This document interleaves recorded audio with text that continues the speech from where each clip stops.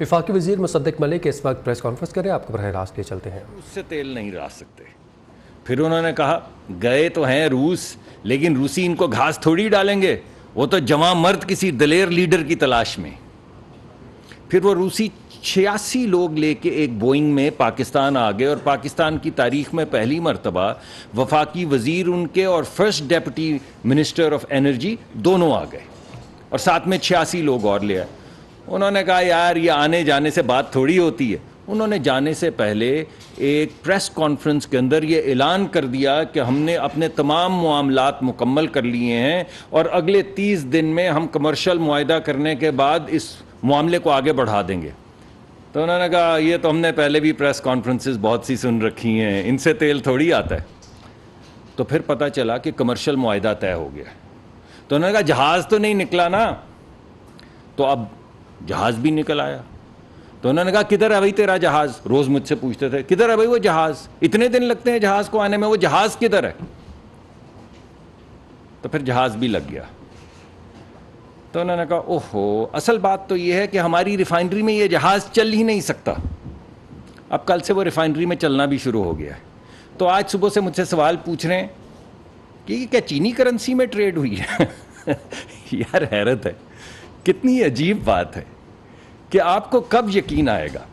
اگر آپ کوئی کام نہیں کر سکے تو کم از کم آپ مبارکباد ہمیں مت دیجئے، کیونکہ ہم تو آپ کے سیاسی حریف ہیں۔ آپ عوام کو تو مبارکباد دے دیں۔ 75 سال میں پہلی مرتبہ پہلا روس کا تیل کا جہاز پاکستان آیا ہے، تو کیا عوام کو مبارکباد نہیں بنتی؟ ہم یہ مانتے ہیں کہ لوگوں کے اوپر مہنگائی کا تھوڑا بوجھ ہے، اور اس بوجھ کو ہٹانے کے لیے تگ و دو کر رہے ہیں۔ کہیں کامیابی ہوتی ہے، کہیں اللہ کامیابی دے دیتے ہیں، کہیں ہمیں سٹرگل کرنا پڑتا ہے، زیادہ محنت کرنی پڑتی ہے۔ لیکن اگر تیل آ ہی گیا تو پھر کیا آج کا دن ایسا نہیں ہے کہ عوام کو مبارکباد دی جائے؟ تو مجھے تو بھائی بہت حیرت ہوتی ہے اس بات پہ۔ ہمیں کہا گیا کہ پتہ یہ حکومت کیوں الٹی، پچھلی حکومت کیونکہ امریکہ نے الٹائی۔ اور پتہ ہے امریکہ نے کیوں الٹائی؟ کیونکہ ہم روس سے تیل لا رہے تھے سستا۔ تو بھائی اب کیوں نہیں الٹائی؟ اب تو تیل آ گیا۔ آپ نے تو ہوا میں ایک بات ہی کی تھی، بالکل اس طرح جس طرح آپ نے سائفر نکالا جیب سے اور کہا دکھاؤں گا نہیں، لیکن اس میں ثبوت ہے کہ پاکستان کے خلاف، پاکستان کی جمہوریت کے خلاف، پاکستان کے آئین کے خلاف امریکہ سازش کر رہا ہے۔ پھر چند مہینوں بعد آپ نے وہ ٹیپ دیکھی، وہ گڑ گڑاتے ہوئے کہ اللہ آپ کے وہ آپ کی عزت بلند کرے، آپ ایک خط لکھ دیں میرے حق میں، آپ کا خط بڑی دور تک جائے گا۔ وہ سائفر کا کیا ہوا؟ وہ غیرت مند قوم کا کیا ہوا؟ یہ گڑ گڑانا کیا ہوا ایک کانگریس وومن کے سامنے کہ آپ کی اللہ عزت بلند کرے، آپ کا خط ہمیں لکھ دیں؟ تو کچھ سمجھ نہیں آتی۔ دیکھیں، پرانی حکومت کے گمان میں یہ تھا کہ پاکستان ایک بیل ہے جس کے سینگوں کے اوپر پوری دنیا کھڑی ہے۔ اس نے ایک سینگ سے دوسرے سینگ پہ دنیا منتقل کی تو ہم روس کے کیمپ میں آ گئے، اس نے واپس پلٹائی تو ہم امریکہ کے کیمپ میں آ گئے، اگر اس نے سر سیدھا رکھا تو ہم چین کے کیمپ میں آ گئے۔ ارے بھائی پاکستان کسی کیمپ میں نہیں ہے۔ میں آپ کو صرف توانائی کے حوالے سے بتا دیتا ہوں، صرف پچھلے یہ 11 مہینے 12 مہینے کا میں کی چیزیں جو ہوئی آپ کے سامنے رکھتا ہوں۔ ابھی ہم نے ریفائنری پالیسی اپروو کی ہے، ہم ایڈوانس سٹیجز پہ ہیں۔ ایک ملک کے ساتھ گفتگو ہماری جاری ہے کہ پاکستان میں $10 بلین یعنی 10,000 ملین ڈالر کی انویسٹمنٹ ہو جی سی سی سے۔ تو کیا ہم جی سی سی کے کیمپ میں ہیں؟ ہم اس وقت آذربائیجان کے ساتھ ہمارے پاس کانٹریکٹ آ چکا ہے جو کابینہ کے پاس ہے، جس میں یہ لکھا ہے کہ ہر مہینے آذربائیجان پاکستان کو ایک ڈسٹریسڈ کارگو دے گا ایل این جی کا، یعنی وہ قیمت ایل این جی کی جو بین الاقوامی ہے اس سے کہیں کم قیمت کے اوپر ایک جہاز ہر مہینے پاکستان کو ایل این جی کا دے گا، اور پاکستان کی مرضی ہے وہ لے یا نہ لے۔ کبھی آپ نے ایسا معاہدہ کیا ہے؟ کبھی دیکھا سنا ہے؟ کہ جس نے دینا ہے اس پہ یہ آبلیگیشن ہے کہ ہر مہینے آپ کو جو دنیا کی قیمت چل رہی ہے اس سے سستی، کہیں زیادہ سستی ڈسٹریسڈ کارگو ڈھونڈ کے آپ کے سامنے رکھے اور آپ کو یہ سہولت دی جائے کہ آپ ہر کارگو ریجیکٹ کرتے چلے جائیں اگر آپ کو ضرورت نہیں، آپ کے بارے میں نہیں آتا. تو کیا ہم سینٹرل ایشیا یا آذربائیجان کے کیمپ میں ہیں؟ ابھی 3 دن پہلے آپ نے دیکھا ترکمانستان کے وہ وزراء آئے ہوئے تھے، ان کے ساتھ ہم نے جوائنٹ امپلیمنٹیشن پلان سائن کیا. آپ کے پاس 4 سال تھے، بھائی آپ کر لیتے. کوئی کانٹریکٹ آپ نے کسی کے ساتھ سائن کیا جس میں واضح طور پہ وہ طریقہ کار طے کیا گیا ہے کہ ہم کیسے آگے بڑھیں گے، ہم کیسے ترکمانستان کی گیس پاکستان لائیں گے. تو کیا ہم ترکمانستان کے کیمپ میں ہیں، یہ سینٹرل ایشیا کے کیمپ میں ہیں؟ ہم نے یورپ کو دعوت دی ہے کہ ترکمانستان کے پاس دنیا کے بڑے ترین ریزروز ہیں، آپ پاکستان آئیے. یورپ آئے پاکستان، اور یورپ پاکستان میں ایل این جی کی ٹرینز، یعنی ایل این جی بنانے کے کارخانے لگائے، اور یہاں سے جو پاکستان ہے وہ راہداری بن جائے، سینٹرل ایشین کی تمام گیس کی راہداری بن جائے جو یورپ کی بھی انرجی سیکیورٹی کرے اور پاکستان کی بھی انرجی سیکیورٹی کرے. تو کیا ہم یورپین کیمپ میں ہیں؟ ابھی ہم امریکہ گئے ہوئے تھے، وہاں پہ ہم یہ گفتگو کا آغاز کر آئے ہیں کہ ہم یہاں پہ گرین ہائیڈروجن لائیں گے، ہم یہاں پہ گرین امونیا لائیں گے. 1/3 پاکستان کی گیس جو پاکستان کی ترقی میں لگ سکتی ہے، جو آپ کو مل سکتی ہے، جو پاکستان کے انڈسٹریل کلسٹر جس سے بن سکتے ہیں، وہ جا رہی ہے فرٹیلائزر کو، اور وہاں پہ بھی ضرورت ہے. لیکن ہم امریکہ سے یہ بات کر کے آئے ہیں کہ کیونکہ ان کے پاس یہ ٹیکنالوجی ہے تو گرین امونیا وہ پاکستان لے کر آئیں، گرین ہائیڈروجن وہ پاکستان لے کر آئیں، یعنی ہوا سے، شمسی توانائی سے اور پانی سے، الیکٹرولسس سے، 3 چیزوں سے آپ کی انرجی بھی بننی شروع ہو جائے اور آپ کی فرٹیلائزر بھی بننی شروع ہو جائے. تو کیا ہم امریکی کیمپ میں ہیں؟ کیسی عجیب و غریب بات ہے کہ جب آپ پاکستانی مقاصد کو آگے بڑھانے کے لیے، پاکستانی بچوں کی خوشحالی کو آگے بڑھانے کے لیے کوئی بھی معاہدہ کریں تو ہماری پچھلی حکومت کے گمان میں یہ آتا ہے کہ بھائی ہم نے یہ معاہدہ کیا، اب ہم اس کیمپ میں آ گئے، اب ہم نے یہ معاہدہ ختم کیا، اب ہم اس کیمپ سے نکل گئے، اب ہم نے اس سے بات چیت شروع کی، اب ہم اس کیمپ میں آ گئے. ہم صرف ایک کیمپ میں ہیں اور وہ ہے پاکستانی کیمپ.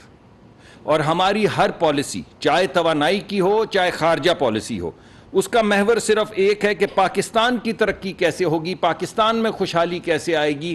پاکستان میں جو اس وقت بھوت مہنگائی کا نکلا ہوا ہے، جس کے لیے آپ نے دیکھا تنخواہیں بھی بڑھائی گئیں، اور پاکستان کی جو 28% جو لوگ کہتے ہیں، ویسے تو پاکستان کی انفلیشن جو ہے، جو پرائمری انفلیشن ہے وہ 17-18% ہے، لیکن 30% اور 35% تنخواہیں بڑھائی گئیں، اور جو پرائیویٹ سیکٹر کی بھی منیمم پیمنٹ ہے اس کو 32,000 کیا گیا، اس وجہ سے کہ مہنگائی ہے تو لوگوں کو سہولت ملنی چاہیے، ان کی تنخواہیں پرائیویٹ سیکٹر میں اور پبلک سیکٹر دونوں میں بڑھنی چاہیے.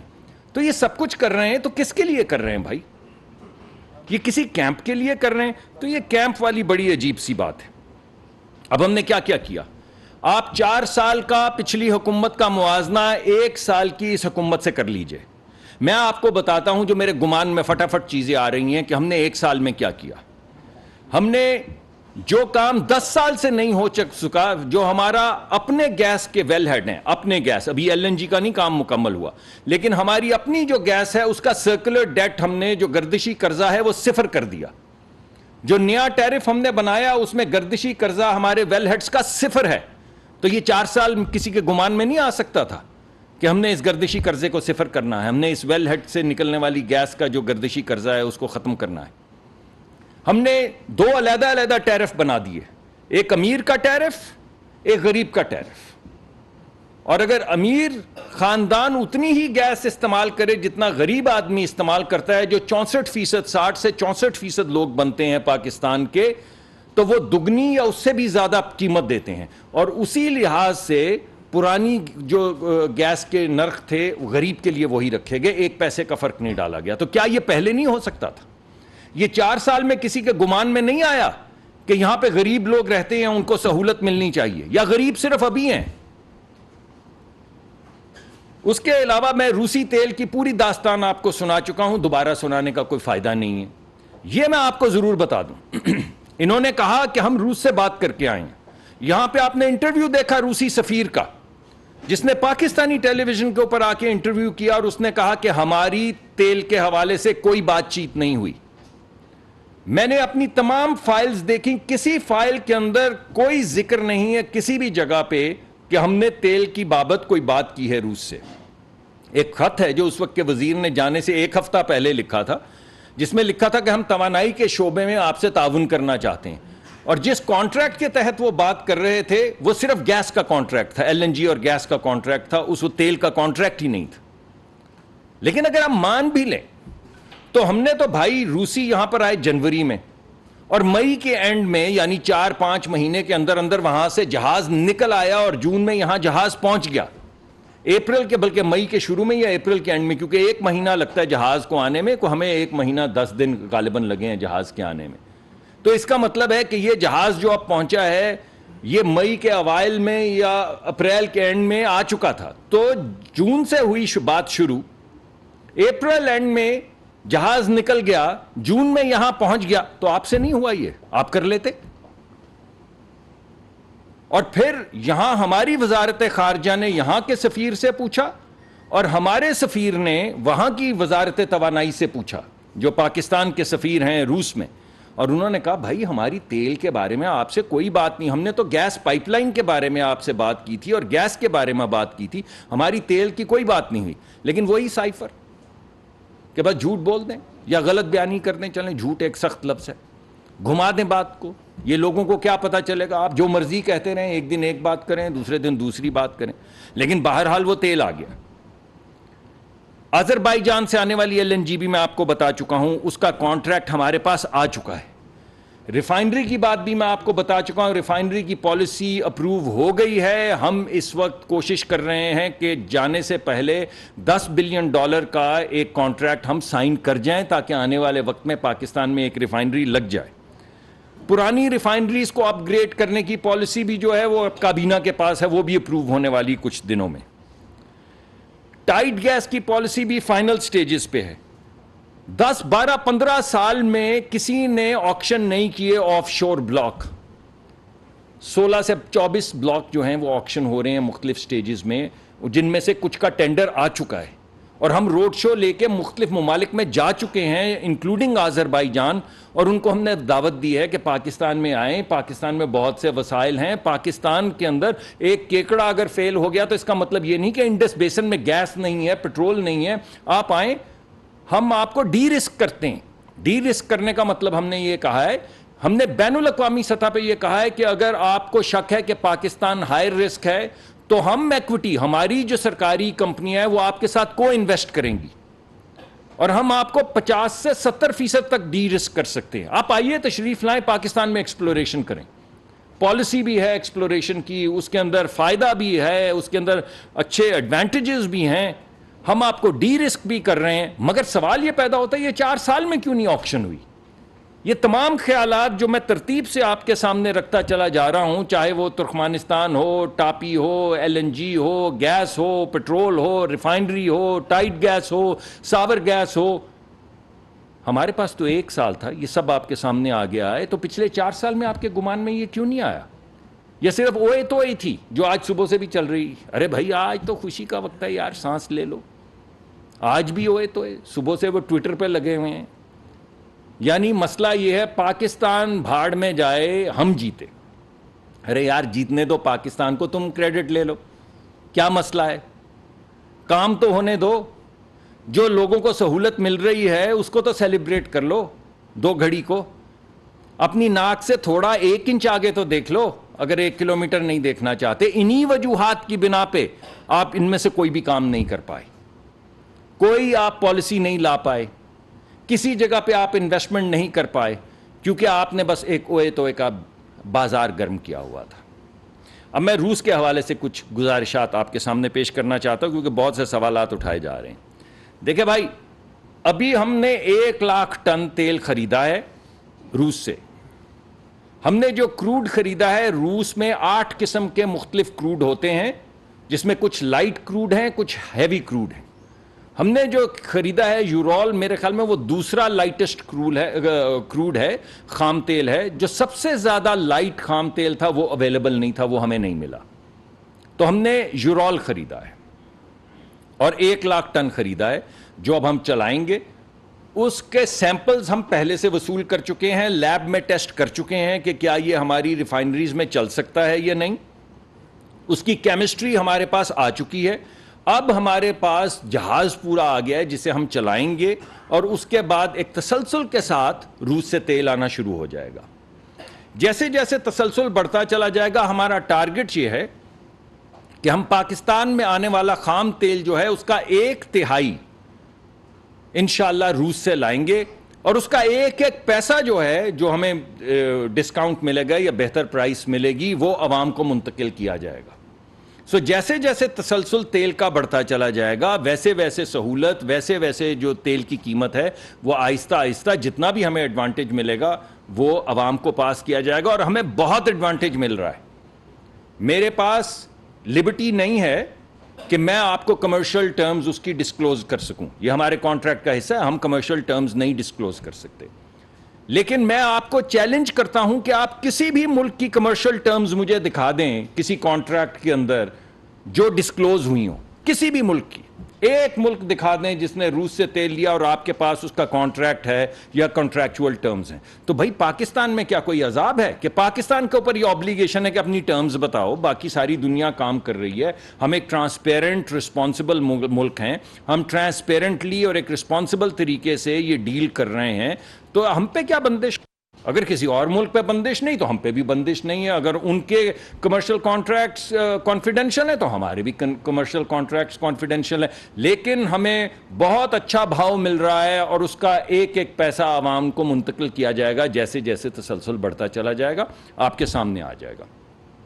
دوسرا سوال یہ اٹھایا جا رہا ہے, وہی لوگ جو کہتے ہیں کہ ہم نے سوداگری کی تھی روس کے ساتھ, وہ اب کہہ رہے ہیں ہماری ریفائنری تو لے نہیں سکتی. اگر لے نہیں سکتی تو آپ نے سوداگری کیا کرنے گئے تھے؟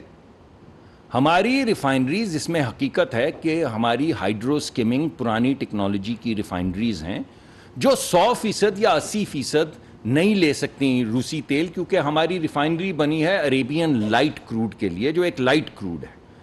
لیکن ہم نے لیب کے اندر بھی اور اوور آل بھی فیصلے یا ایسی پالیسیاں اپنے اداروں کو نہیں دے سکتی جس سے اس ادارے کی عوام کے لیے خدمات وہ متاثر ہوں. انسان ایک فیصلہ اگر اپنے شعور سے کرتا ہے. نیوز اسٹوڈیو سے فی الوقت اتنا ہی.